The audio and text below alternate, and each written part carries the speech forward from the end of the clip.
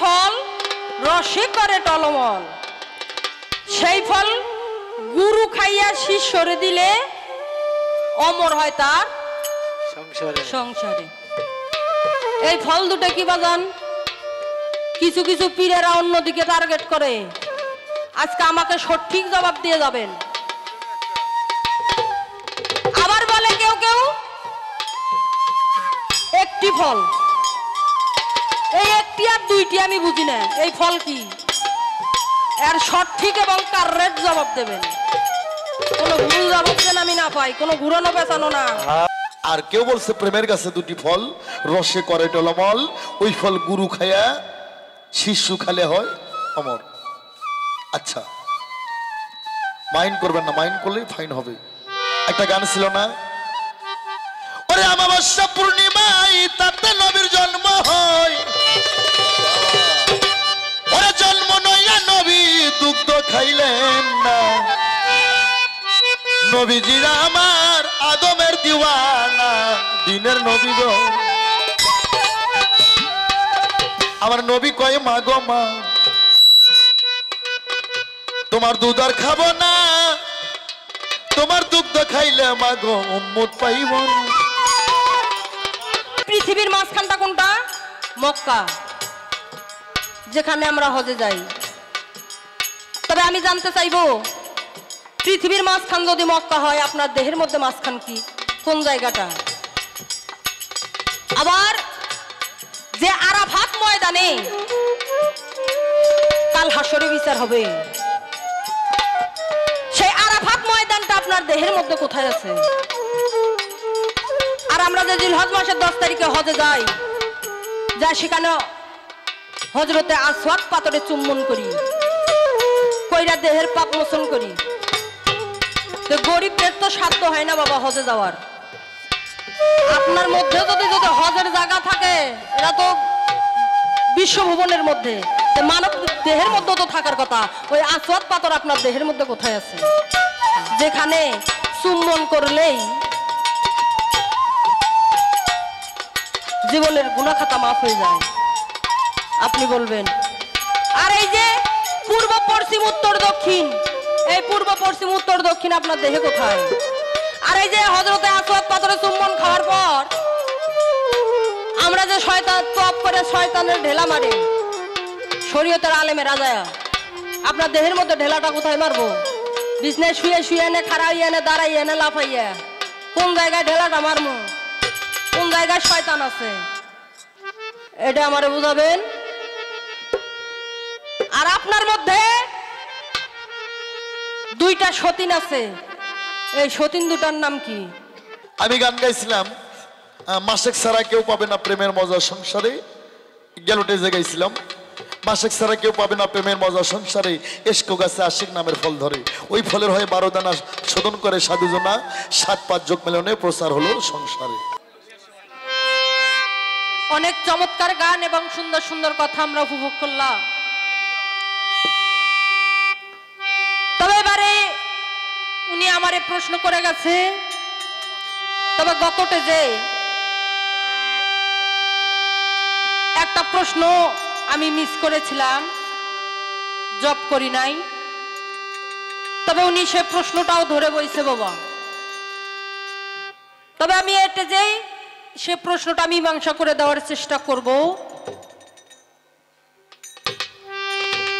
তবে এবারে কিছু কথা উনি বললেন, কথাগুলোর মধ্যে কিছু রহস্য লুকিয়ে আছে বাবা। আপনারা যারা আছেন সকলেই জ্ঞানী, তবে আপনারা অবশ্যই বুঝতে পারছেন। কয় আমি শরীয়ত করি, খুব করি, কয় আমার মতো শরীয়ত কে করে বাংলাদেশে? ওনার শরীয়ত শুরু হয়েছে উনি যখন ওনার বাবার মস্তকে ছিলেন,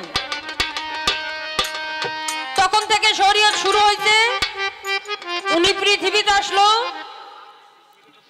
আবার যার নাম কোরআনে আছে সামি আল্লাহ হুলিমান হামিদা রব্বানা লাকাল হাম। এইটার মাথা কাটার লগে লগেই 5-6 বছর বয়সে কাটে না বাবা? কয় তখন সুন্নত করছে, আমার শরীয়ত হয়ে গেছে। কয় আমি এখন শরীয়ত কইরা হকিকত করছি, হকিকত কইরা তরিকত করছে, কইরা এলমে মারুফত আইছে, কই এখন আবার ডাক পারো কে আমারে, মানে উনি সব হাসিল করা ওনার হয়ে গেছে, এখন মারুফত আইছে, ওনার শরীয়তের কোনো প্রয়োজন নাই, ওনার কথার ভাষায় বোঝা যায় বাবা। উনি খুব পেশ পারে।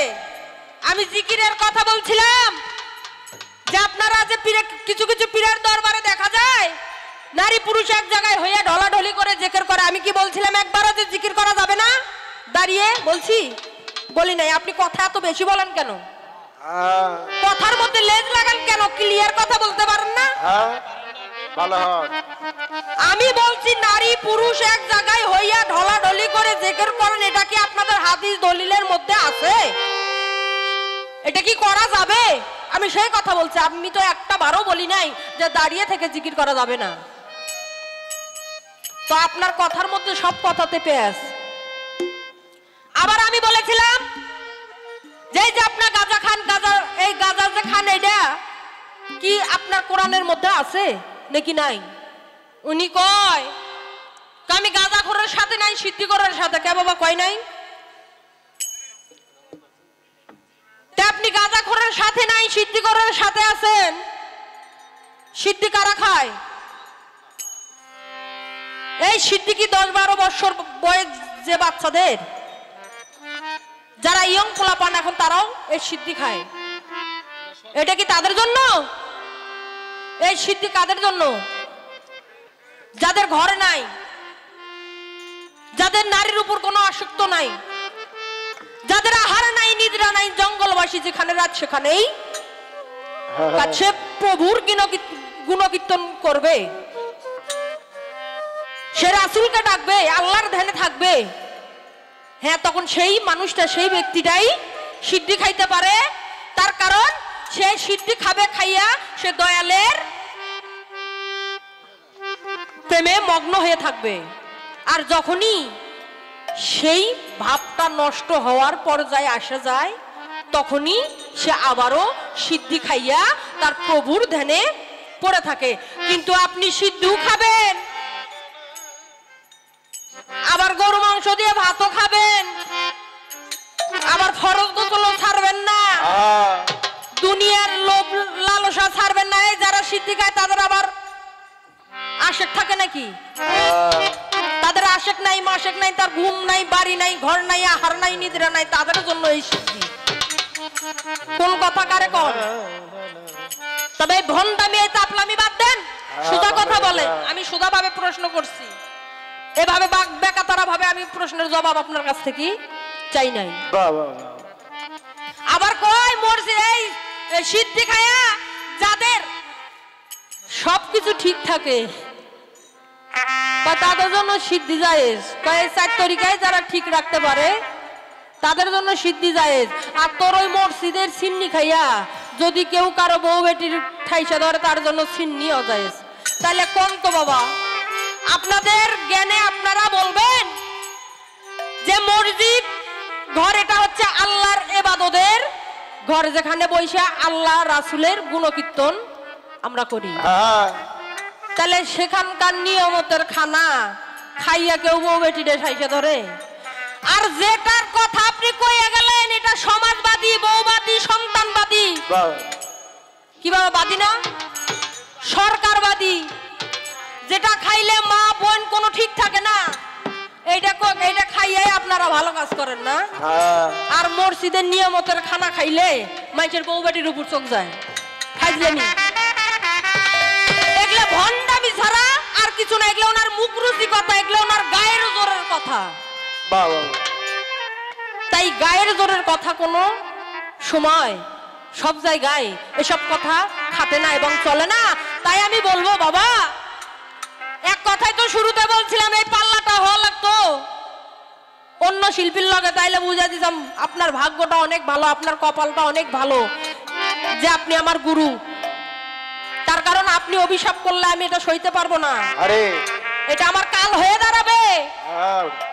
পৃথিবীতে যদি কোনো বিষাক্ত সাপ থাকে এটা হচ্ছে গুরুর অভিশাপ। সাপের বিষ রোজা আছে, কোনো না কোনো পৃথিবীতে কোনো না কোনো কোণে আছে রোজা, যে ঝাললে ভালো হয়ে যেতে পারে, কিন্তু এদের অভিশাপ থেকে মুক্ত একমাত্র মৃত্যু ছাড়া। মৃত্যু হয়েও সে ওপারে যায়ও শান্তি পাবে না, এদের অভিশাপটা এতটাই বিষাক্ত। এইদিকে লক্ষ্য করে আমি আপনাকে কিছু করি না, কিছু বলি না, বলতে চাই না, তাই আমার মুখ ছোটায়েন না। মনে করছেন যে মাইয়া শিল্পী কিছু বলতে পারবো না, হ্যাঁ কথা আমারও আসে, আমিও উচিত কথা কইতে পারি, কিন্তু সমস্যা আরো একটা জায়গায়, সেটা হচ্ছে আমি নারী, আপনি হলো পুরুষ।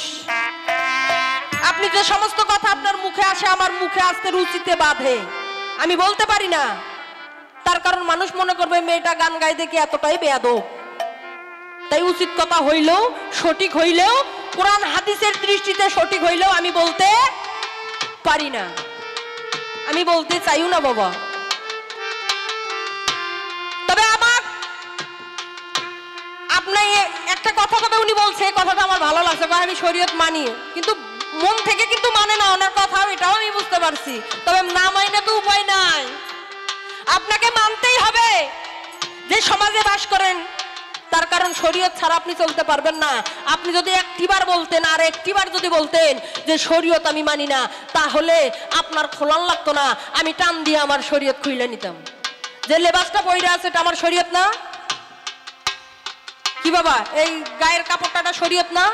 আপনি শরীয়ত দিয়ে মারফত ঢাইকে রাখছেন, তাহলে আমার শরীয়তে মানবেন না, তাহলে শরীয়তের লেবাস পরার অধিকার আপনারে আমি মনে করি নাই। আর শরীয়তের একজন হক্কানি আলেম ছাড়া আপনার মায়ের নিকে কেনা পড়াছে? আপনার কোন পীর ফকির দলের কেউ যা পড়াইছে কে বাবা? এই শরীয়তের একজন হক্কানি আলেমের কাছে যাইয়াই আপনার বাবা মার নিকা হইছে।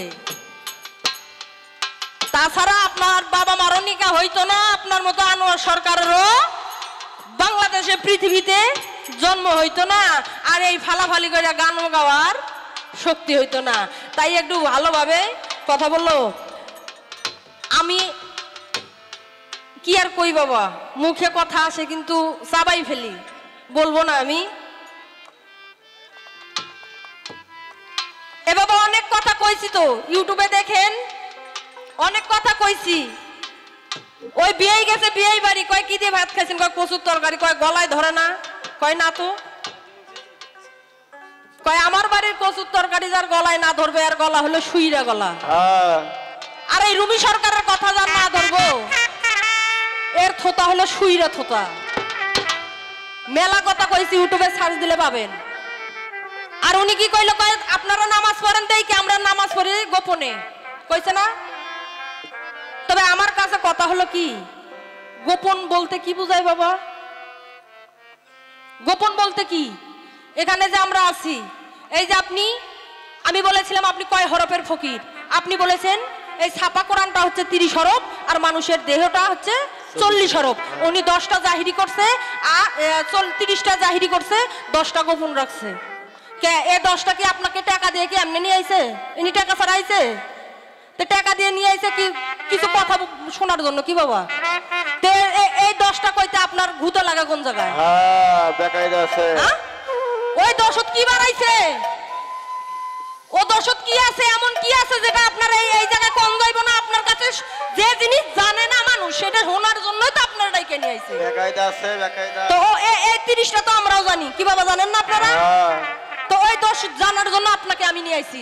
তা আপনি এই জায়গায় এসে টাকার বিনিময়ে আইছেন, আমি যা কমো তাই কবেন, এই 10টা আপনি না কইতেছেন কে? 10টা গোপন রাখেন কে? গোপন রাখে মানুষ কি, যারা আকাম উকাম করে, এই আকাম উকাম কাজগুলো মানুষ ঢাইকা রাখে, চাপিয়ে রাখার চেষ্টা করে। বেয়াদবি নেবেন না বাবা। এইটা গোপন রাখে, এইটা ঢাইকা রাখে, যেটা মানুষের সামনে কম যাইব না। এগুলো খাসলত দেখে, এগুলো কিছু কিছু কথা দেখে তো আমার মেজাজটা হয়ে যায় খারাপ। তাই কিছু কথা বলি, মানুষ বলে মেয়েটা ভালো না, এই মেয়েটা এগুলো কি কথা বলে, মেয়ে মানুষ হয়ে। কিন্তু কথায় কথা আসে বাবা, না কইলে তো পারা যায় না। চুপ করে আর কতই থাকুন যায়? আমিও এই মুর্শিদ ধরা মানুষ, পীর ধরা মানুষ, আমি যে বুঝি না তা নয়। ওনারাই বলে যে যদি গুরু মনের মতো না হয়, পীর মনের মতো না হয়, বউ দেয় 3 তালাক, সে মুর্শিদকে দেবেন 14 তালাক, কোনো পাপ হবে না। তাহলে আমি কিছু জানি না বুঝি না বিধায় একজন মুর্শিদের কাছে যাই, একজন পীরের কাছে যাই শিক্ষা নেওয়ার জন্য, যাতে আমি সঠিক রাস্তায় উঠতে পারি। আর সেই রাস্তাতে আমি চললে যেন আমার আল্লাহ রাসূলের দর্শন আমি পেয়ে যাই। সে জায়গায় গোপনকে আবার দেখা যায় কিছু কিছু নারীরা আছে স্বামীকে রাইখা গোপনে বায়াত হয় না? সেই ধরনের মা বোনদের আমি কই, স্বামীকে রাইখা যারা বায়াত হন, আমার কাছে এটা ঠিক না। বায়াত হন, আমি নিষেধ করব না। যোগল ছাড়া সাধন হবে না। সমস্ত ইবাদত তোমার ঘরের স্বামী আর তোমার মধ্যে, বাহিরে কিচ্ছু নাই। তুমি পীরের বাড়িতে যাবা, স্বামী স্ত্রী উভয়ে যাবা, পীরে কি বললো স্বামী স্ত্রী উভয়ের মধ্যেই থাকলো। তুমি যাবা, তোমার স্বামী যাবে না। তুমি বাসায় আসলে বুঝবে না, তোমার স্বামী বলবে তুমি কোথায় গেছিলে। সেখানে একটা বাহিরের লোক একটা বাজে মন্তব্য করে বসতে পারে, তোমার কলঙ্ক হবে, তোমার পীরেরও কলঙ্ক হবে। আর উভয়ে যদি যাও সেখানে সাক্ষুন বাপ কেউ কোনো কিছু বলতে পারবে না। আর কিছু কিছু পীর আছে, কোন ভক্ত বেটি যদি বলে বাবা কিছু বুঝি না, আমি তো নাবাল লোক, কেবল ক্লাসে আপনার ভর্তি হয়েছে, এই জিনিসটা কি একটু বুঝাই কম তো। কিছু কিছু পীরেরা কয় কি বলে যে এমা এইটা তো খুব গোপন কথা, তুই অনেক দূরে হাত দিছু মা, তো এই কথা সবার সামনে বলা যাবে না। এই যেটা একটু আগে আনোয়ার সরকার কয়ে গেল, উলুর বলত মুক্ত ফুটা ধরামু না। হাই গো,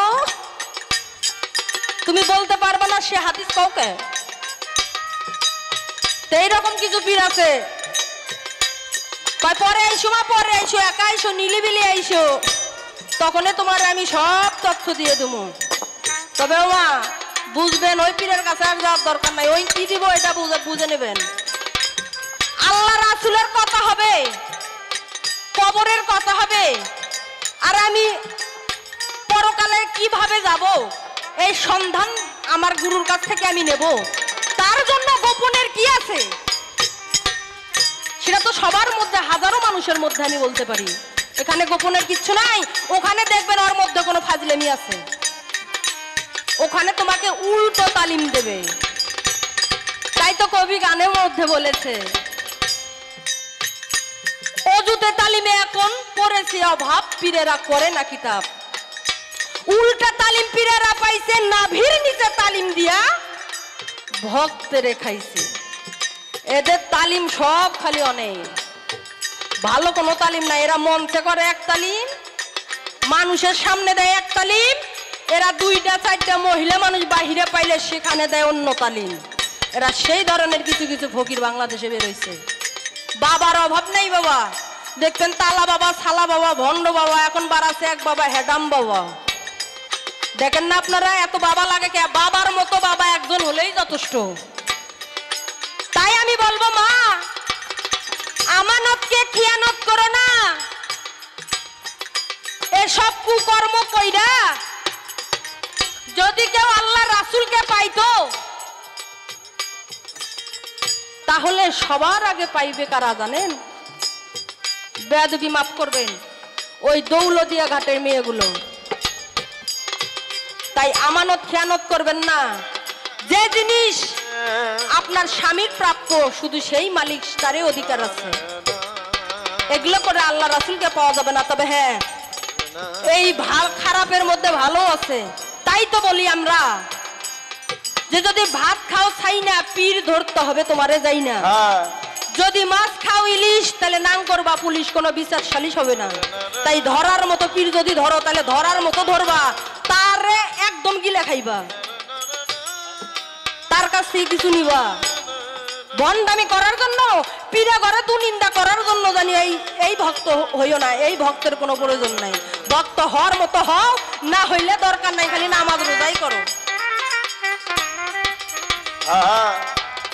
তে বাবা এগুলো মেলা কষি বাবা, এগুলো কয়ে কোনো লাভ নাই। যেই সেই অনেক এই কথাগুলো বলতাম না বাবা, অনেক পীরের দরবারেই আমাদের গান হয়। এই সিজন পড়ে গেছে, শুধু পীরের দরবারেই গান হবে। এই অনেক পীরের বাড়িতে গেছিলাম। আমার বাসায় এই যিনি গান করে গেলেন আমার বিপক্ষের শিল্পী, উনি তো খেলাপতধারী একজন পীর, ওনার খেলাপত আছে, ইজাজত আছে। উনি 10,000 ভক্তবিন্দু ওনার আছে মুড়িদের।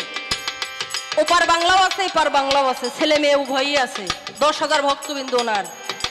কিন্তু এর কিছুদিন আগে দুইটা ভক্ত আইছিল, একটা আইছিল ইয়া থেকে, বগুড়া থেকে, আর একজন ভক্ত ওনার আইছিল ঢাকা থেকে, নাম তার হারুন পাগলা। আমারে কয় মা আমি বাবার কাছে আইছি, বলে কে? আমি খুব ভক্ত, আমি তার কাছে বায়াত হবো। বলো বৌমা কই? কয় কি আর কমু মা, আমার আগে চুরি করে এক বেটার কাছে মুড়ি ধইছে, হইয়া হেল লগে বাইরে হয়ে গেছে। আবার দ্বিতীয়টা রেজি গেলাম, তোর খবর কি? কয় মা একে কাহিনী, আমি আর কি কই, দুইজনে কি এক লগে আসা লাগে? তবে এসব দেখে দেখে বাবা এইসব কথা বলি আমি, বাস্তব প্রমাণ, উনি তো নিজেও জানে, ওনার সামনেই কথাবার্তাগুলো হয়েছে। তাহলে ভালো আছে মন্দও আছে, তাই যাচাই বাছাই কইরা আপনাদেরকে করতে হবে। তবে হ্যাঁ, তার আগে তোমার আরো কিছু সাধন ভোজন আছে মা, সেটা হলো আগে যার যার ঘরের বাবা মা, এই বাবা মার মনে আঘাত দিয়া জীবনে বাবাকে সালাম দাও না, জীবনে মায়ের এটা ভক্তি করো না। পীর আইলে হাইরে দৌড়ে দৌড়ি গো, পীরেরে কি খাওয়ামু, কোন আসনে বসতে দেবো, কলা খাইবো না দুধ খাইবো না ডিম খাইবো, তোমার ইবাদত আল্লাহ কবুল করবো? মা খানকা ঘর থেকে বসে থেকে কান্তাছে, হাইরে পীর আইছে, আইছে আমার ছেলে অনেক কিছু আর আয়োজন করেছে, আর এদিকে মায়ের খোঁজ রাখে না। আরে এইটা জীবনেও কবুল হইব না যতই কিছু করো। তাই আগে নগদ জান্নাত, নগদ হজ করো, তারপরে পীর ধরো, সবই করতে হবে। তাই আর কিছু কমু না বাবা, দিন দুনিয়া ভালো না রে বাবা, কই এক মুখে যায় আর এক মুখে, একটুতেই ভাইরাল হয়ে যায়। আমারে আগের থেকে জিজ্ঞাসা করেছিল এই শরীয়ত তোমার কত খ্রিস্টাব্দে জন্ম, এর কালারটা কি, এর বাবাকে এর মাকে? আমার শরীয়তটা 570 খ্রিস্টাব্দে জন্ম।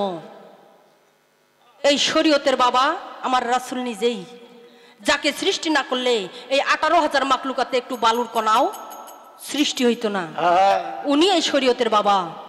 আর শরীয়তের মা বিবি খাদিজা। এই আর যে কথা কইছেন না কালার, সেটাই নিয়ে আপনারা ফকির দলের লোকেরা বেশি টানা হেঁচড়া করেন। যে লেবাসটা পরে আছেন না সাদা, এইটাই হচ্ছে আমার শরীয়তের কালার। মায়ের দুধের মধ্যে যেমন কোনো ভেজাল নেই, আমার শরীয়তের কালারেও কোনো ভেজাল নেই, কোনো রং নেই, কোনো দাগ নেই।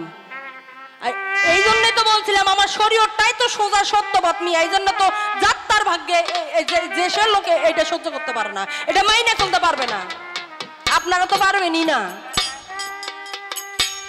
আর আমি প্রশ্ন করছিলাম, কালেমার কথা বলছিলাম, বাবা কি সুন্দর সনাতন ধর্ম দিয়েও বুঝাই দিল।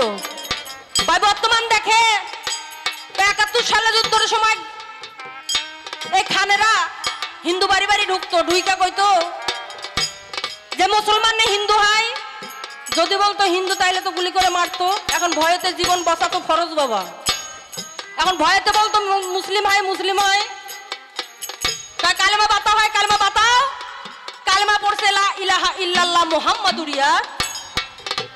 রাসূলুল্লাহ, তাহলে ছাইরা দিছে। কয় পরে দেখো যুদ্ধ ভালো হয়ে গেছে, বাসায় যা মূর্তি পূজাও শুরু করছে। তবে হ্যাঁ, যুদ্ধ ভালো হয়েছে, বাসায় যা মূর্তি পূজা শুরু করছে, ঠিক আছে, ওই যে কালেমাটা বললো তার জোরে মূর্তি পূজা শুরু করছে। ওই কালেমা যদি না পড়তো মিয়া, তাহলে তো তার জীবনে বাঁচত না মিয়া। জীবনে যদি আমার না থাকে, আমার কিসির ইসলাম ধর্ম, কিসির আমার হিন্দু ধর্ম। আগে আমার জীবন বাঁচাইতে হবে, তাহলে ওখানেও আমার কালেমার হাকিকত আছে, ওখানেও আমার কালেমার পাওয়ার আছে। ওই কালেমার পাওয়ারের জন্য ওই কালেমার দোহাই দিয়া তারা রক্ষা পাইলো, জীবন নির্বাহ করতে পারলো, ওই কলেমার জোরে তারা বাইচে গেল। নাতে আবার মূর্তি পূজা কেমনে করো, তো মারতেও পারতো। পরে যখন দেখলো ওই আমাদের কিছু লোক ছিল না সাথে, তারা বলতো না এভাবে হবে না, এরা হিন্দুরাও কালেমা পড়তে পারে। হয়তো কি কি কায়দায় আছে এদেরকে প্রমাণ করার? পাই নিচে দেখো, নিচে হাফ হাতা নে ফুল হাতা। হাফ হাতা যারা সুন্নত করছে আর যারা ফুল হাতা সুন্নত করেনি, এতেই বোঝা যাইব হিন্দু না মুসলিম হয়। এত সুন্দর কথা কয়ে গেলেন, আমার কালেমা ছাড়া জীবনে বাঁচত না। থাকতো আপনার পুজো করা। এবার একখান প্রশ্ন করছে, কি প্রশ্ন করছেন আপনি? কি প্রশ্ন করছে বাবা, মনে নাই তো আমার।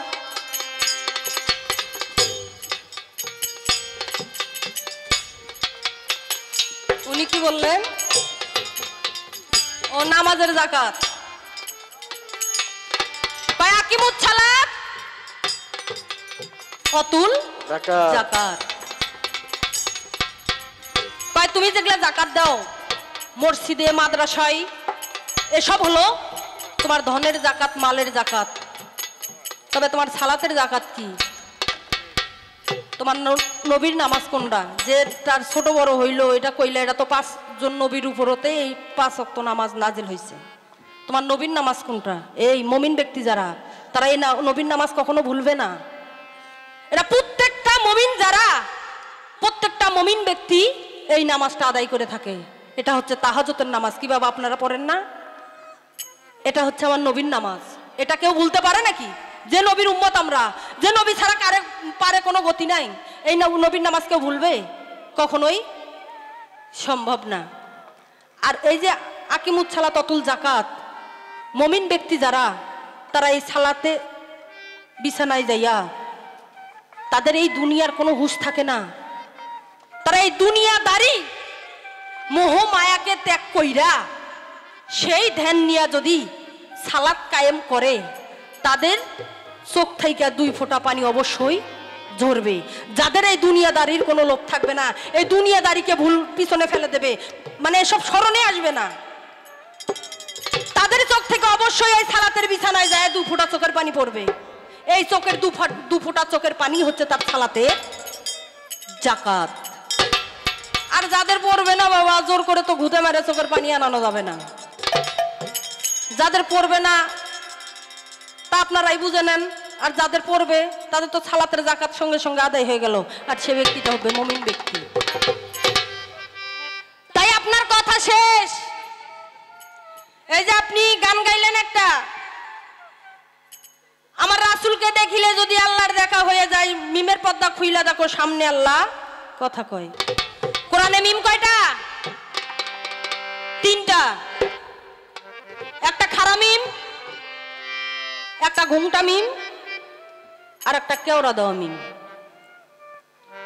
তবে এই 3টা মিম যে কোরআনে আছে, এই 3টা মিমেরও 3 রকম কর্ম আছে। আমার জিজ্ঞাসা থাকবে এই 3টা মিমের কর্ম কি? আর এই 3টা মিম যে দেহের মধ্যে আছে, এই 3টা মিম দেহের মধ্যে কোন কোন জায়গায় সেট করা আছে? আর এই যে আপনি বললেন মিমের পর্দা খুইলা দেখো সামনে আল্লাহ কথা কয়, এই মিমের পর্দা যে আমি খুলবো, আল্লাহর সঙ্গে সাক্ষাৎ করার আপনাদের ইচ্ছা নাই? অবশ্যই আছে। মিমের পর্দা খুইলা দেখো সামনে আল্লাহ কথা কয়, তবে আমার তো খুব দেখার ইচ্ছা, আল্লাহরে আমি দেখবো। তাই মিমের পর্দা না খুললে তো আল্লাহরে দেখতে পাবো না। তাই মিমের পর্দাটা কোন মন্ত্র বলে খুলবো, কোন সাধনার বলে খুলবো, কার কাছে গিয়ে খুলবো? এটার সঠিক জবাব আজকে যেন আমি এই আসরে পাই। এতক্ষণ যা জব করছেন, এই ভুল ভাল জব আর আমারে করবেন না। আর একটা কথা আপনি বলছেন, কি জানি একটা গান গাইলো, এসকে গাছে আশেক নামের ফল ধরে, সেই ফলের হয় 12 দানা, শোধন করে সাধু জনা। আবার সেই ফল নাকি আগে গুরুর সেবায়ও দেওয়া লাগবো। তো আপনারা যে পীর ফকিরেরা বলেন যে একটি গাছে 2টা ফল রসে করে টলমল, সেই ফল গুরু খাইয়া শিষ্যরে দিলে অমর হয় তার সংসারে। এই ফল দুটো কি বাজান? কিছু কিছু পীরেরা অন্যদিকে টার্গেট করে। আজকে আমাকে সঠিক জবাব দিয়ে যাবেন। আবার বলে কেউ কেউ একটি ফল, এই একটি আর 2টি আমি বুঝি না, এই ফল কি? এর সঠিক এবং কারেক্ট জবাব দেবেন। কোনো ভুল জবাব যেন আমি না পাই, কোনো ঘুরানো পেছানো না। তার কারণ বাংলাদেশে কিছু কিছু পীর আছে বাবা যায়, আমার সঠিক পথে আমি দেখতে চাই, সঠিক পথে চালনা করবেন। আপনি আমার দয়াল, আপনি আমার মুর্শিদ, আপনি এখন ফকির দলের লোক, আপনার কাছ থেকে ভুলভাল কিছু আশা আমি করি না। তাই আমাকে ভালোভাবে সুন্দরভাবে জব দিবেন এবার। আর যেন ঘুরে না দরদি, আপনার কাছে আমি করজোরে মিনতি করতেছি। তবে আবারও কিছু কিছু পীর ফকির আছে, তারা বলে যাহা আছে ত্রিভুবনে তাহা আছে মানব ভাণ্ডে। এই ত্রিভুবনটা তো অনেক বড়, মানব ভাণ্ডের আকারে অনেক বড় এই ত্রিভুবন। তবে যদি যাহা থাকে ত্রিভুবনে তাহা যদি মানব ভাণ্ডের মধ্যে থাকে, তাহলে তো জানতে ইচ্ছে হয় বাবা। এই যে দেহটা, যার যার শরীর তার তার হাত দিয়ে সাড়ে তিন হাত, যার যার হাতে 3.5 হাত, এর মধ্যেই আল্লাহর কি খেলা। অর্ধেক খারাপ আছে, অর্ধেক আবার আস্তা গোটাল। এই কোমর থেকে পায়ের তালু পর্যন্ত 7 তলা জমিন, আবার এই কোমর হইতে মাথার চাঁদি পর্যন্ত 7 তলা আসমান। এখানেও অনেক প্রশ্ন আসে, অনেক কথা আসে। এই 7 তলা জমিনের মধ্যে কোন জায়গায় কি আছে এটাও তো জিজ্ঞেস করা লাগে। তো এতগুলো কথা আমি কমু না। তবে এই যে মানব ভাণ্ডের মধ্যে সবই আছে। তবে পৃথিবীর মাঝখানটা কোনটা? মক্কা, যেখানে আমরা হজে যাই। তবে আমি জানতে চাইবো, পৃথিবীর মাঝখান যদি মক্কা হয়, আপনার দেহের মধ্যে মাঝখান কি, কোন জায়গাটা? আবার যে আরাফাত ময়দানে কাল হাসরে বিচার হবে, সেই আরাফাত ময়দানটা আপনার দেহের মধ্যে কোথায় আছে? আর আমরা যে জিলহজ মাসের 10 তারিখে হজে যাই, যা সেখানে হজরতে আসওয়াদ পাথরে চুম্বন করি, কইরা দেহের পাপ মোচন করি। তো গরিবদের তো সাধ্য হয় না বাবা হজে যাওয়ার। আপনার মধ্যে যদি যদি হজের জায়গা থাকে, এরা তো বিশ্বভুবনের মধ্যে, মানব দেহের মধ্যে তো থাকার কথা। ওই আসওয়াদ পাথর আপনার দেহের মধ্যে কোথায় আছে? যেখানে চুম্বন করলেই জীবনের গুনাহ খাতা মাফ হয়ে যায়। আপনি বলবেন, আর এই যে পূর্ব পশ্চিম উত্তর দক্ষিণ, এই পূর্ব পশ্চিম উত্তর দক্ষিণ আপনার দেহে কোথায়? আর এই যে হযরতে আসওয়াদ পাথরে চুম্বন খাওয়ার পর আমরা যে শয়তান তপ করে শয়তানের ঢেলা মারি, শরীয়তের আলেমে রাজায়া, আপনার দেহের মধ্যে ঢেলাটা কোথায় মারবো? বিছনায় শুয়ে শুয়ে এনে, খাড়াইয়া এনে, দাঁড়াইয়া এনে, লাফাইয়া, কোন জায়গায় ঢেলাটা মারবো? কোন জায়গায় শয়তান আছে এটা আমারে বুঝাবেন। আর আপনার মধ্যে 2টা সতীন আছে, এই সতীন দুটার নাম কি? আশা করি আপনি বুঝতে পারছেন বাবা, প্রশ্ন না করলে হয় না। গান তো জীবনে অনেক শুনবার পাচ্ছেন এবং ইউটিউব সার্চ দিলে পাবেনও। তাই সূক্ষ্ম সূক্ষ্ম জব করবেন, কোনো ঘুরাবেন না, কোনো পেঁচাবেন না। এবার আমার একটা গান, যে জোরে কথাগুলো কইছেন আপনি, যে ঝাড়ি দিয়েছেন, তবে এবার গানটা আপনি শুনবেন। গায়ের জোরে এই কোরআন হাদিসের কথা খাটে না, আমার গানটাই বুঝতে পারবেন যে কি হবে।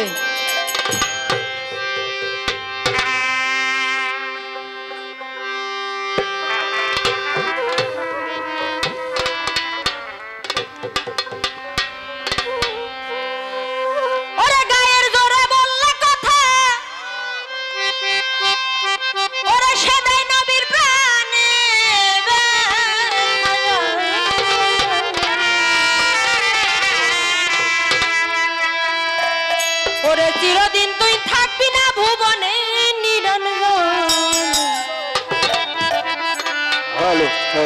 পূর্বে তোরে দোজখের আগুনে, পূর্বে তোরে দোজখের আগুনে নিরঞ্জনে, পূর্বে তোরে দোজখের আগুনে ফকির, পূর্বে তোরে দোজখের আগুনে নিরঞ্জন, পূর্বে তোরে দোজখের আগুন, পূর্বে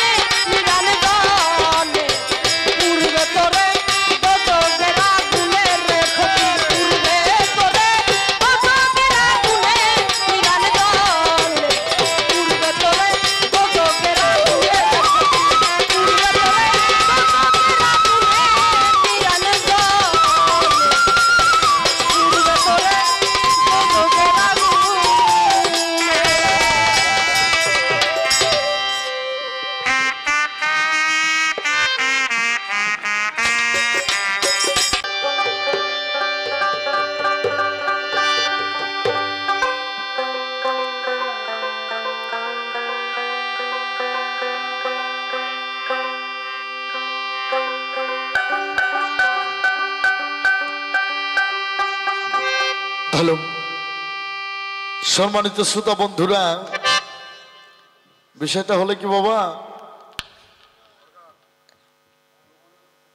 হ্যাঁ আজকের গানের সর্বনাশ কোন জায়গায় হয়েছে এটা আমি ভালো করেই জানি। যাই হোক, অনেক লোকজন, এটা বলা যাবে না। আমাকে অনেকগুলি প্রশ্ন করছে, আমার মনে আছে আমি জব করব। তার আগে নামাজ সম্পর্ক কথা আমি 2 বার কিন্তু প্রকাশ করছি বাবা, আবার কিন্তু ওটা আমার সামনে তুলে ধরছে বাবা। সূরা মাউন 7 নম্বর আয়াত, ফাওয়াইলিল মুসাল্লিল, ওই ধরনের মুসল্লি এরা কুরসিন কালে নামাজ পড়তে পড়তে যদি দেহটাকে ফানা করে তবু এরা জাহান্নামে যাবে। নামাজ, প্রতিটা মানুষের মধ্যে একটা করে পশু আত্মা আছে। এই পশু আত্মাটা না মারা পর্যন্ত আপনি যত ইবাদত বন্দেগী করেন আপনার এই ইবাদত বন্দেগী কোনো কাজে আসবে না।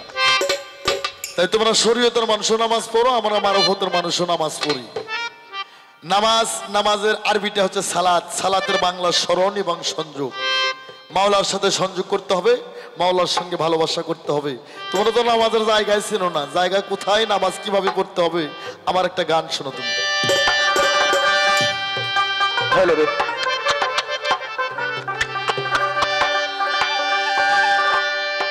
ওরা 500 ওয়াক্ত নামাজ পড়লে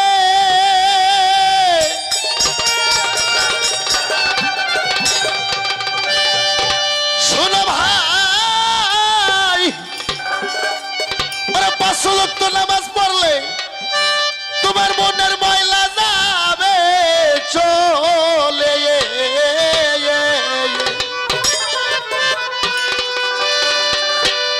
ওরে পীরের তালকিন নিয়া লপসে তাল মারো যদি পারো, যাই নামাজ বিছাইয়া নামাজ পড়ো। নামাজ মানুষের দুনিয়াদারিকে পিছনে রাখে কি বাবা, খারাপ কাম আকাম উকাম সমস্ত কিছু পিছে ফেলায় নামাজ, এমন একটা বিষয়বস্তু। এখন তুমি নামাজও পড়বা, তলে তলে সুদের টাকাও গুনবা, নামাজও পড়বা এতিমের হকমাই দেখাবা, নামাজও পড়বা মেসকিনের হকমাই দেখাবা। এটা ফাজলামি ছাড়া আর কিছু না। আমার গানে কি কয়, গানটা খালি বিচার করে শোনো। আগে যাই নামাজ বিছাইয়া নামাজ পড়ো যদি পারো, যাই নামাজ বিছাইয়া নামাজ পড়ো। একবার যাই নামাজ বিছাইয়া নামাজ পড়ো যদি পারো, যাই নামাজ বিছাইয়া নামাজ পড়ো। একবার যাই নামাজ বিছাইয়া নামাজ পড়ো যদি পারো, যাই নামাজ বিছাইয়া নামাজ পড়ো। 500 ওয়াক্ত নামাজ পড়লে মনের ময়লা যাবে রে চলে।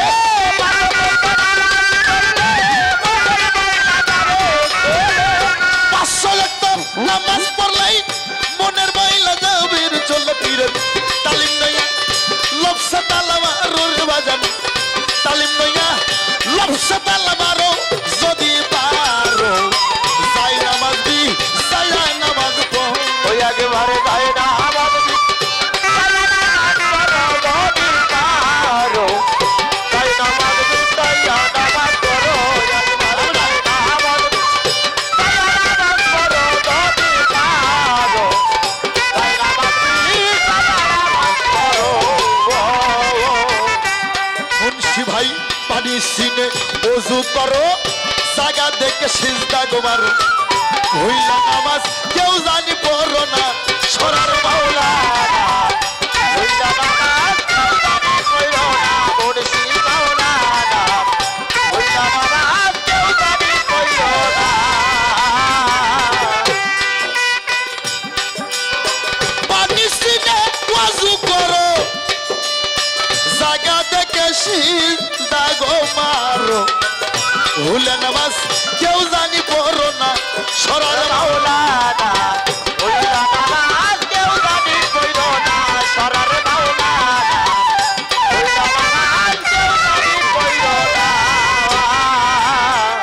আলবেতে খারা হইও,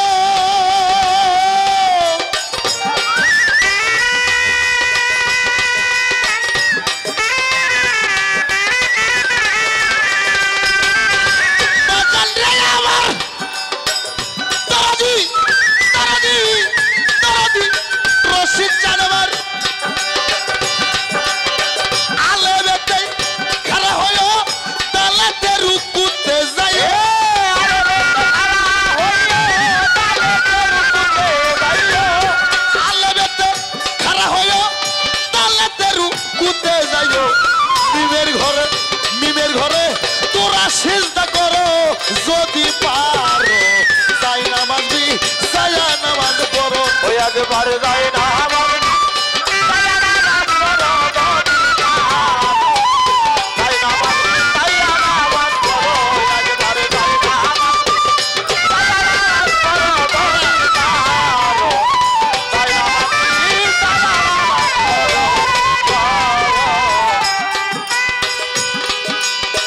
বলছে সূরা মাউনেতে ওই মুসল্লি দুজকে যাবে গো ঠিক করিয়া ভাবের নামাজ পড়ো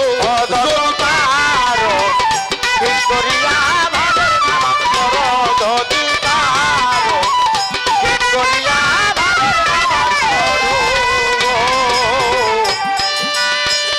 বলছে সূরা মাউনেতে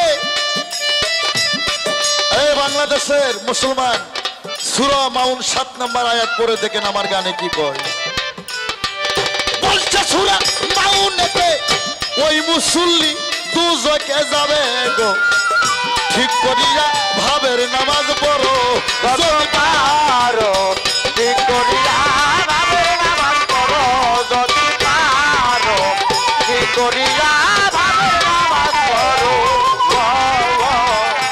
কি কয় রে আমার হোদল লোক নামাজ পড়ে না বলছে সূরা মাউনেতে ওই মুসল্লি দুজকে যাবে গো ঠিক করিয়া ভাবের নামাজ পড়ো যদি পারো ঠিক করিয়া ভাবের নামাজ পড়ো যদি পারো ঠিক করিয়া ভাবের নামাজ পড়ো ওরা সরকার আনোয়ার কয় আশেক যারা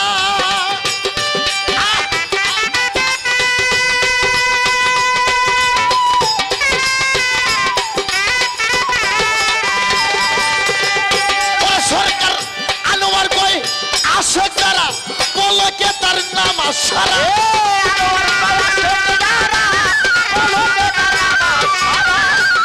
সরকার আনোয়ার কয় আশেক যারা পলকে তার নামাজ সারা বোকা রুমি মসজিদে কি করো রে বাজান রুমি সরকার মসজিদে কি করো যদি পারো যাই নামাজ বিছায়া নামাজ পড়ো একবার যায় না আমার নামাজ পড়ো যদি পারো যায় নামাজ পড়ো একবার যায় না আমার নামাজ পড়ো যদি পারো যায় নামাজ পড়ো মহাজনী গানের ছন্দ এই জায়গায় করিলাম বন্ধ ইহার বেশি আর সামনে যাব না সরার মাওলা আরে বেশি আর সামনে যাবো না সারা মাওলানা আরে বেশি আর সামনে যাবো না রাগ বাবা নামাজ আসসালাতু মিনাজুল মুমিনিন স্মরণ সংযোগ মাওলার সঙ্গে রাখতে হবে পানি সিনে উজু করো জায়গা থেকে সিজদা মারো ভুলে নামাজ জানে কেউ পড়ো না আলেমের মতন খাড়া হও দালেতে রুকুতে যাও মিমের ঘরে সিজদা করো যদি পারো যাই নামাজ বিছায় নামাজ পড়ো। বলছে সূরা মাউনেতে ওই মুসল্লি দুজকে যাবে ওই যদি পশুর স্বভাব হয় সূরা ফুরকানের মধ্যে বলছে খালি হাত পা থাকলে মানুষ হয় না তারা মানুষ হয়ে পশুর মতন আচরণ করে বলছে সূরা মাউনেতে ওই মুসল্লি দুজকে যাবে ঠিক করিয়া ভাবের নামাজ পড়ো সরকার আনোয়ার কয় আশেক যারা পলকে তার নামাজ সারা রুমি সরকার মসজিদে কি করো যদি পারো যাই নামাজ বিছায় নামাজ পড়ো তোমরা তো যাই নামাজি বোঝো না চিনোই না আমার মন পাখি আমার প্রাণ পাখি তোর সাথে আমার কথা ছিল মারফতের নামাজ মরাকাবা মুশাহাদা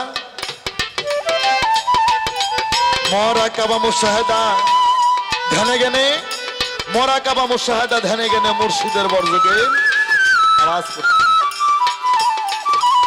আস্তে কয় শরীয়তের রোজা 30টা মারফতের রোজা কয়টা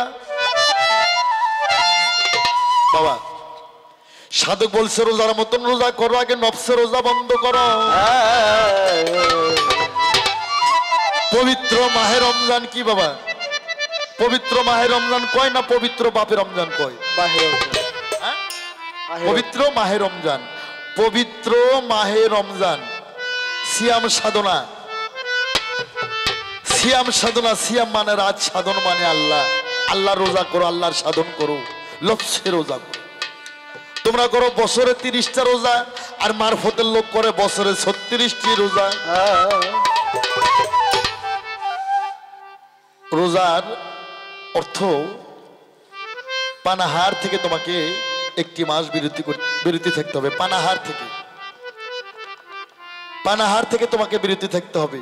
বাবা পানি পান করে না খায়, পানি খায়। মধু পান করে না খায়, মধু পান করে। মদ পান করে না খায়, মদ পান করে। কি বুঝো মরে বাবা? এই যে হালুয়া আছেন এই তো গোবরও হালুয়া করে কইব। পানাহার থেকে তোমাকে বিরতি থাকতে হবে। হ্যাঁ, তোমার পায়ের তালা হইতে মাথার মস্তিষ্ক পর্যন্ত প্রতিটা অঙ্গ প্রত্যঙ্গ তোমাকে রোজা রাখতে হবে। এই জন্য পবিত্র মাহে রমজান। হ্যাঁ, এখন হাদিস বাই করছে, এদের মতন কিছু মানুষ হাদিস বাইর করছে, কয় সমস্যা নাই, সিহেরির আগে তোমরা ফ্রেশ হতে পারবা, কোনো সমস্যা হবে না। রোজার মতন রোজা করো, লপসে রোজা বন্ধ করো। সাধক বলছে, সাধক বলছে সুষমা হয় অতি স্বাধীন, বছরে খায় 36 দিন। সাধক হাসানে কয় বাকি দিন যায় অনাহারে। ইশারায় বললাম, যাবো না ভালো না বাবা। তারপর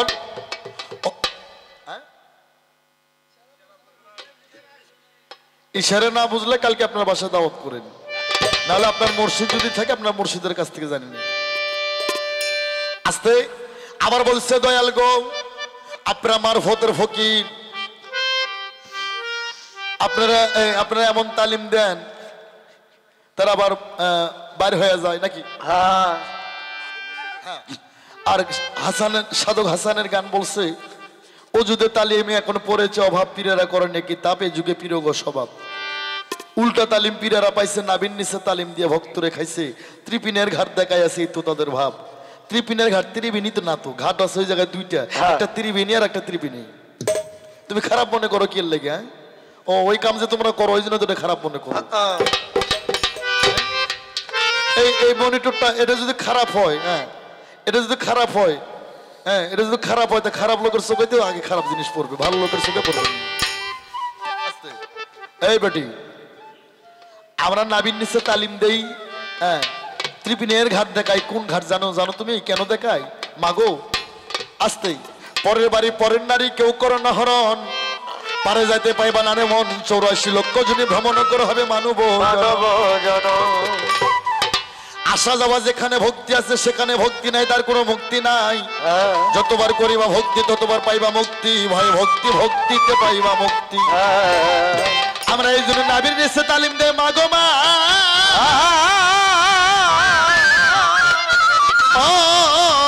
ভক্ত মাগো। এই জন্য নাবির নিচে তালিম দেয় মা, ওই ঘাট যারে দেখাইছো তারই দেখাইছো, আর দ্বিতীয় কাউরে দেখানো যাবে না। এই জন্য নাবির নিচে তালিম দেয়, পরের বাড়ি পরের নারী কেউ করো না হরণ, পারে যাতে পাইবা না মন, 84 লক্ষ জনী ভ্রমণ করে হবে মানব জনম। মাগো এই ইজ্জত যাকে একবার দেখাইছো আর জানো ওই ইজ্জত কাউরে দেখায়ও না, এই তালিম আমরা বুঝাই আজকে। এই জন্য মারফতের মধ্যে আজকে বিয়ে হয়েছে, কালকে যদি স্বামী মারা যায়, প্রমাণ ওই নারী নাক থেকে নাক ফুল খোলে না। কি খোলে? খোলে না। বিয়েও জীবনে হয় না। আর তোমার শরীয়তের মধ্যে আজকে ভাতার মইরা গেছে, কালকে যদি কোনো মুন্সি কোয়া যায় ভাই আমার ভাসতে বউ কিংবা আমার ছেলের বউকে নিকে দেবো, হবে হবে, সমস্যা থাকলো কোলের শিশু, হ্যাঁ থাকলো মাতা পিতার মায়া, শ্বশুর শাশুড়ির মায়া, মৃত্যু স্বামীর মায়া। এটা শরীয়তের মধ্যে আজকে স্বামী মরে গেলে কালকেও নিকে দেওয়া যায়। কিন্তু আমার মারফতের মধ্যে পীরেরা তালিম দেয়, মা খবরদার খবরদার, হ্যাঁ নাবি হইতে কপাল ধাওয়া, এর ভিতরেই সব। নাভি হইতে কপাল ধোয়ার ভিতরে সব। মাগো ওই ওই ঘাট যাকে দেখাইছ আর জীবনে কাউরে দেখাই না মা।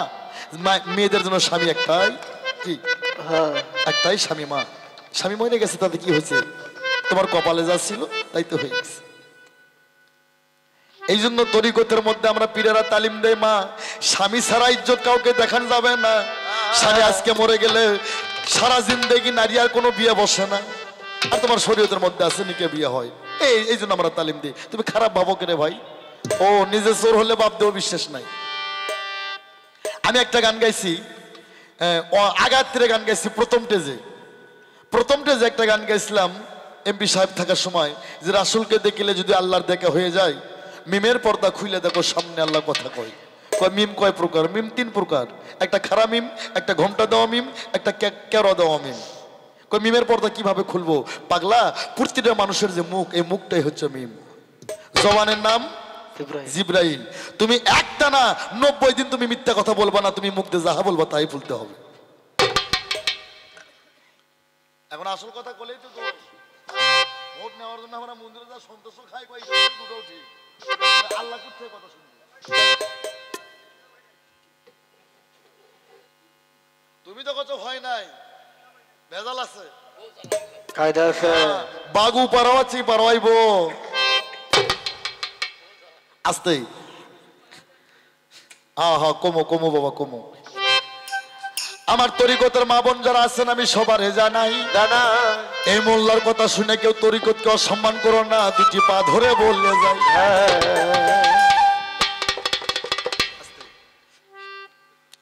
আবার প্রশ্ন করছে এই মারফতের ফকির রে, তোমরা তো বলো প্রেমের গাছে দুটি ফল রসে করে টলমল, এই ফল গুরু খায়া শিশু খাইলে হয় অমল। আবার কেউ বলে প্রেমের গাছে একটি ফল,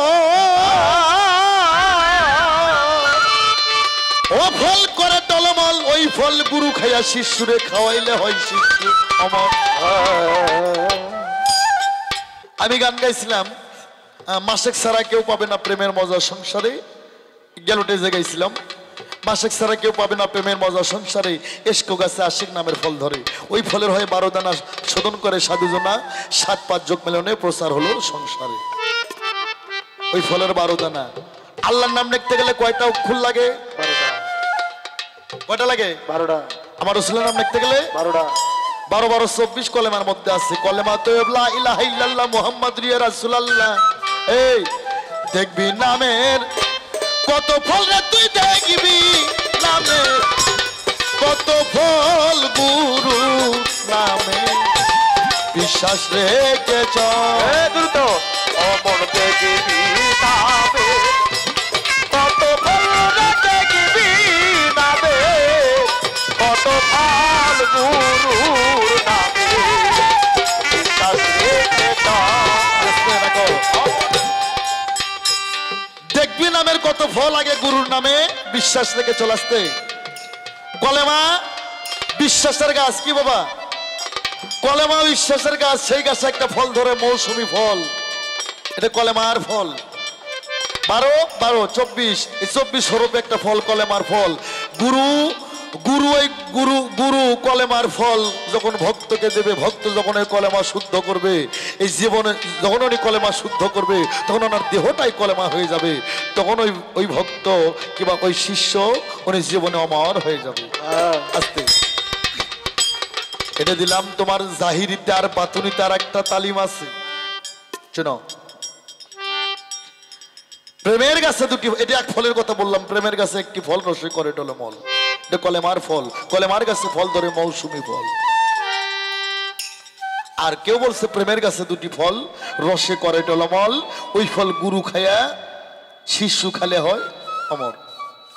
আচ্ছা মাইন্ড করবেন না, মাইন্ড করলেই ফাইন হবে। একটা গান ছিল না, ওরে অমাবস্যা পূর্ণিমায় তাতে নবীর জন্ম হয়, ওরে জন্ম নইয়া নবী দুগ্ধ খাইলেন না, নবীজিরা আমার আদমের দিওয়ানা, দিনের নবী গো। আমার নবী কয় মা গো মা,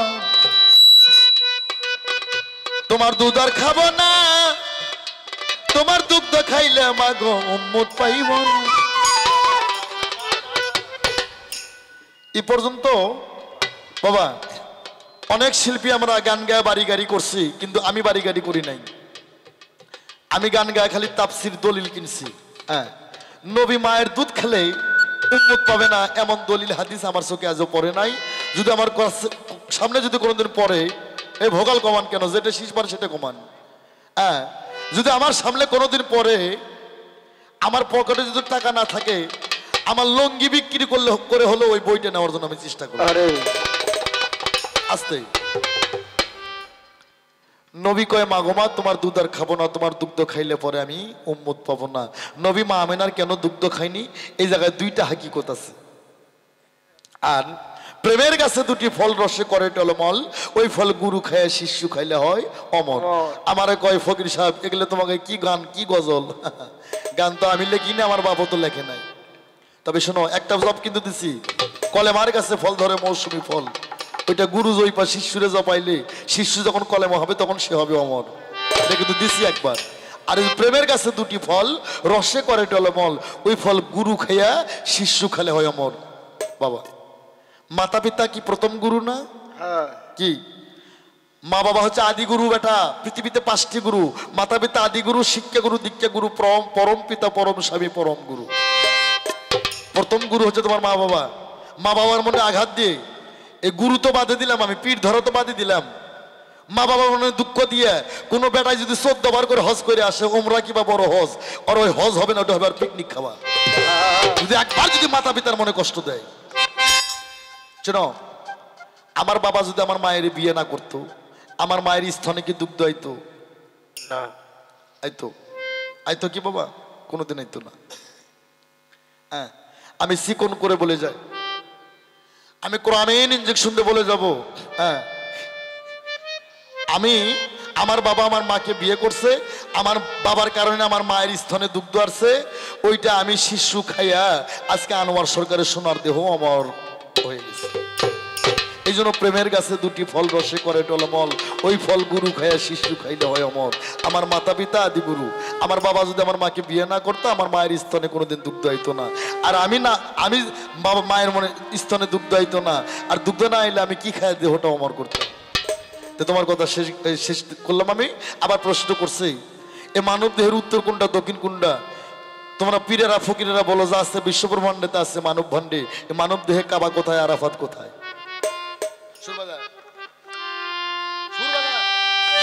ওই আমার মন চলাছে গো, প্রাণ চলাছে গো, যাইতে সোনার মক্কা মদিনা। ওই আমার মন কইলাছে গো, প্রাণ কইলাছে গো, যাইতে সোনার মক্কা মদিনা। আমার মন চলাছে গো, প্রাণ কইলাছে গো, যাইতে সোনার মক্কা মদিনা। ওরে শোনো রে ভাই হাজির দল কাঠরে বান্ধিয়া চল, শোনো রে ভাই হাজির দল কাঠরে বান্ধিয়া চল, শোনো রে ভাই হাজির দল কাঠরে বান্ধিয়া চল, সমুদ্র পার হইলে পাবি মক্কার ঘর। মন চলাছে গো, প্রাণ চলাছে গো, যাইতে সোনার মক্কা মদিনায়। আমার মন কইলাছে গো, প্রাণ কইলাছে গো, যাইতে সোনার মক্কা মদিনায়। আমার মন কইলাছে গো, প্রাণ কইলাছে গো, যাইতে সোনার মক্কা মদিনায়।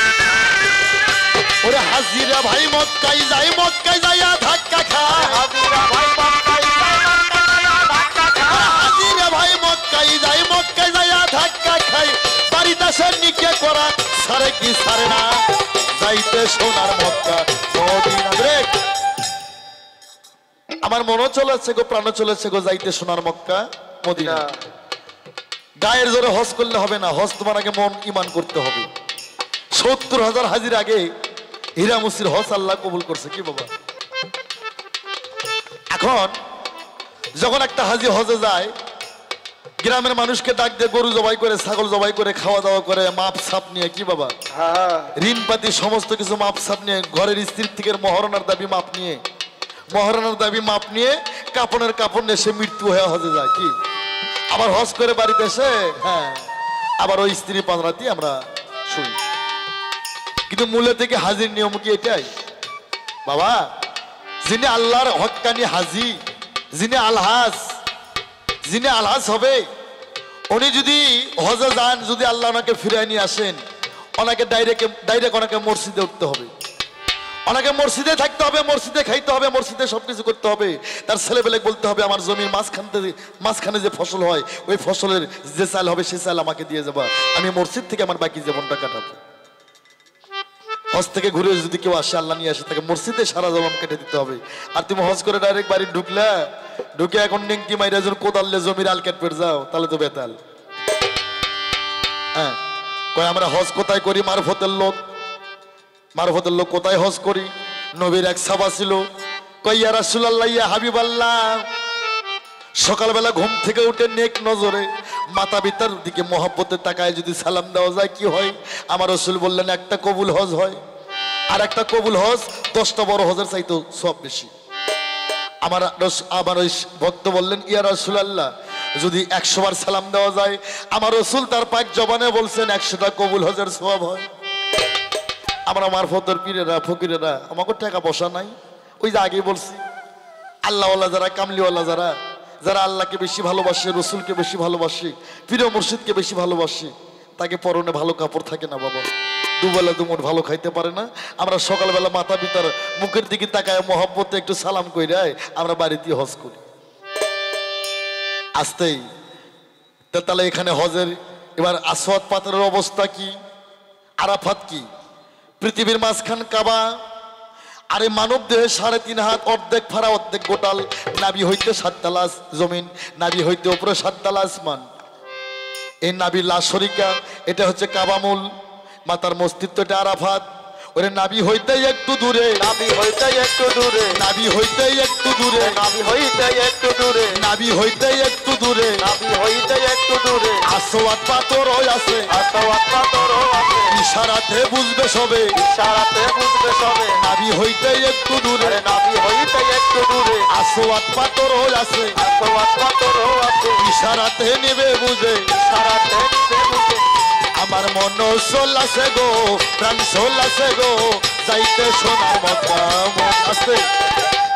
তাহলে মানুষের উত্তর কোনটা দক্ষিণ কোনটা? এই বেটা, মানুষের ডান হস্তটা হচ্ছে উত্তর আর বাম হস্তটা হচ্ছে দক্ষিণ। ডান হস্ত উত্তর আর বাম হস্তটা দক্ষিণ। তোমার যাহা কথা ছিল আমি দিলাম রে বুঝাইয়া। হ্যাঁ, এইবার তোমার কাছে আমি একটা প্রশ্ন করব, তুমি দিবা রে বুঝাইয়া। একটাই প্রশ্ন করব, আচ্ছা বাবা, এই যে মসজিদে আজান দেয়, হ্যাঁ, যখনই আজান দেয়, এখন মাগরিবের টাইমে হোক আর ফজরের টাইমে হোক আর যে কোনো টাইমে হোক, এই কুকুর কিন্তু ঘেউ ঘেউ করে বাবা, করে না? আমার প্রশ্ন, আজান দেওয়ার সময় কুকুর কেন ঘেউ ঘেউ করে?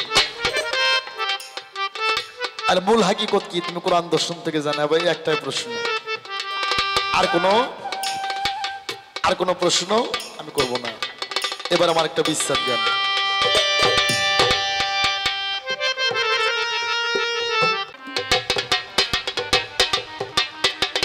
রাত অনেক শেষের দিকে বাবা, তাই বেশি কথা বাড়াবো না। আমার শেষ আসলে একটা প্রশ্ন করে গেছে যে একটা হক্কানি আলেমের স্ত্রীকে কতজন লোকে দেখতে পারে? একটা হক্কানি আলেমের স্ত্রীকে সহি হাদিস অনুযায়ী 14 জন লোকেই দেখতে পারে। সেটা হলো অতি নিকটের, অতি কাছের, যেমন ভাই, বাবা, মা বাবা, ভাই বোন, চাচা জ্যাঠু, এরাই দেখতে পারবে। কিন্তু বোন যদি বিবাহিত হয়, বোন যদি মারা যায়, তার স্বামীও দেখতে পারবে না। এভাবেই 14 জন পুরুষ দেখতে পারে বাবা। তো উনি একটা ভাব গান গেয়ে গেল, এই ভাঙা আসরে আর কি গাবো বাবা। তবে যেটুকু কথা আমরা বললাম, গাইলাম, যে পালা দিছে, তবে পালাটা আজকে নিজের মধ্যেই ভালো লাগলো না, আর আসলে শ্রোতা দর্শকের যে কেমন লাগবে বুঝতে পারবো না বা বলতে পারবো না। এই পালা গান এভাবে হয় না, এটার পরিবেশটাই আলাদা করতে হয় বাবা। তবুও যতটুকু আমরা গাইলাম, গাওয়ার মধ্যে যদি ভুল ত্রুটি হয়ে থাকে সকলেই নিজ গুণে ক্ষমার দৃষ্টিতে দেখবেন। তার কারণ বাবা, কুল্লি নাফসি জায়গাতুল মউত, প্রতিটি জীবের মৃত্যুর স্বাদ গ্রহণ করতে হবে বাবা। জন্ম হইলে তার মৃত্যু নির্ধারিত। তাই বাবা, এখানে যারা বসে আছেন এখান থেকে বাসায় ফিরে যাইতে পারবেন কিনা এও গ্যারান্টি নাই বাবা। আমি যে আসলে আজকে গান গাইলাম, এই গানে হয়তো আমার জীবনের শেষ গানও হইতে পারে বাবা। আমি যে বাসায় ফিরে যাইতে পারবো নিশ্চিত আমি দিতে পারবো না, এই গ্যারান্টি দিতে পারবো না। তার কারণ অতি যত্ন করে যে পাখিটাকে আমরা পুষি, এই পাখিটা ক্ষণেকের জন্য এই খাঁচার ভিতর কখন সে ফাঁকি দিয়ে চলে যাবে কেউ বলতে পারে না। তাই তো আমরা জীবনে অনেক পালা গাইলাম, তবে সব থেকে একটা বড় পালা আছে, এটা সবার জীবনে আসবে নিশ্চিত। এটা হচ্ছে যাওয়া আর আসার পালা। সকলেরই আসার পালা শেষ হয়ে গেছে, তবে শুধু বাকি আছে আমাদের যার যার যাবার পালা। এই পালা কখন আসবে আমরা কেউ বলতে পারি না। তাই তো কবি গানে বলেছে যে গানের পালা শেষ হইল, পইরা রইল পোশাক খোলার বাকি, কখন যেন উইরা যাবে এই আমার পোশাক। তাই বাবা, যার যার ধর্ম, যার যার কর্ম সেই সেই করতে হবে। মরে গিয়ে দেখেন বাবা, আপনার সাথে আপনার স্ত্রী যাবে না, আপনার ছেলে মেয়ে যাবে না, আর আমি মরে যাব যাকে না খাইয়া খাওয়াই, সেও আমার সাথে যাবে না। একটু ভুল করলে বলে আমি দেখি তোরে লইয়া কইরা খাইলাম, অন্য কেউ হইলে হয়তো নিয়ে কইরা খাইতো না। তে বাবা, এই জীবনে কেউ কারো নয় বাবা। যার জন্য আমার মা বোনেরা বাবা মাকে পর কইরা চলে আইছি, আজীবন ভালো কাজ করে যাবেন মা। একটু ভুল হলো ওই সমস্ত কিছু এক নিমিষেই মিথ্যে হয়ে যায়, তবে কেউ পারে না মা। তাই বলবো, যার যার ইবাদত তারই তারই করতে হবে মা। কেউ বলে তার সঙ্গে কেউ যাবে না। তাই আমি একটা ভাব গান গাবো। কেন যে এই গানটা মনে হয়ে গেল জানি না, এই ভাবে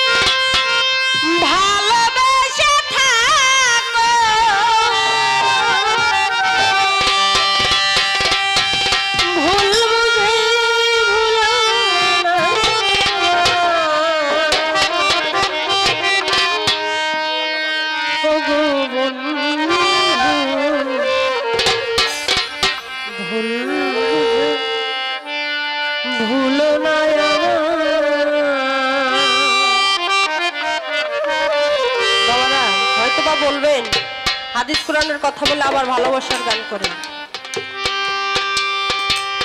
এই প্রেম সূক্ষ্ম রুক্ষ দার্শনিক মধুর প্রেম, যে প্রেমে মা ফাতেমা সাইকে করে প্রতিবচনা, এই প্রেমের নিগুড় নীলা বুঝিতে কয়জন পারে। তো বাবা যে যেরকম শ্রেণীর মানুষ সে সেরকম ভাবতে পারে। আমায় যদি